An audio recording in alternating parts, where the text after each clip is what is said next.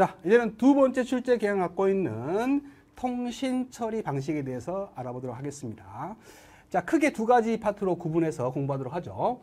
데이터 통신 시스템에 따른 분류와 통신 처리 방식에 따른 분류예요. 뭐 이걸 이렇게 같이 해석하셔도 되고요. 이렇게 따로 분류를 해가지고 해석하셔도 됩니다. 자, 먼저 데이터 통신 시스템에 따른 분류에는 온라인 처리 시스템이 있어요.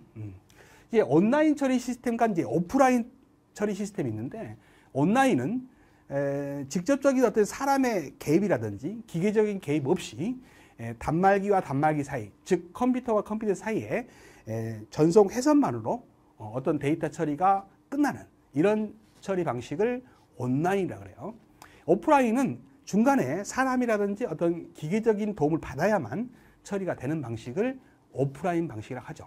그래서 이제 이런 온라인 방식은요, 빨리빨리 처리해야 되니까 처리 방식으로는 실시간 처리를 해요. 그래서 아래에 나와 있는 통신 처리 방식으로는 무슨 처리를 한다? 실시간. 그때그때마다 데이터를 처리하는 실시간 처리 방식을 쓰는 것이 주로 이제 온라인 방식에 쓰는 처리 방식이고요. 이 오프라인 시스템에서는 바로바로 처리 못해요. 중간중간 이제 사람이라든지 기계가 개입을 해서 뭔가 정리가 된 상태에서 처리를 해야 되기 때문에 일정량 데이터를 모아서 처리를 해야 됩니다. 그래서 이거를 일괄 처리라고 그래요. 영어로는 배치 프로세싱이라는 단어를 써요. 그래서 일괄 처리라고 합니다. 이런 영어들도 좀 알아두세요. 일괄 처리를 배치 프로세싱, 실시간 처리는 리얼타임 처리 방식이다 이렇게 말합니다. 리얼타임 프로세싱 이렇게 말을 해요. 그래서 영어도 좀 알아두시고.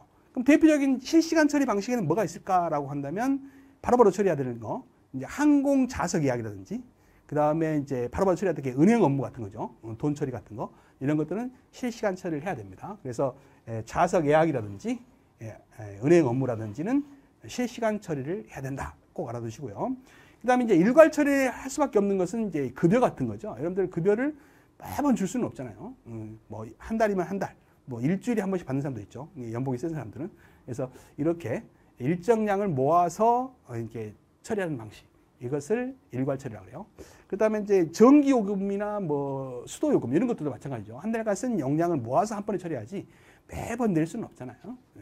그래서 용도를 좀 알아두시기 바랍니다. 그래서 실시간 처리 방식을 쓰는 용도에는 항공 좌석 예약, 은행 업무 이런 것들이 있고요.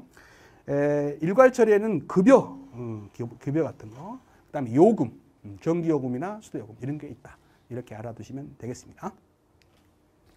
자, 개념 확인 문제로 넘어가죠. 정보 처리 과정에서 데이터의 처리가 컴퓨터에 의해서만, 정기적인 신호죠. 컴퓨터에 의해서만, 사람의 개입이 없다는 거죠.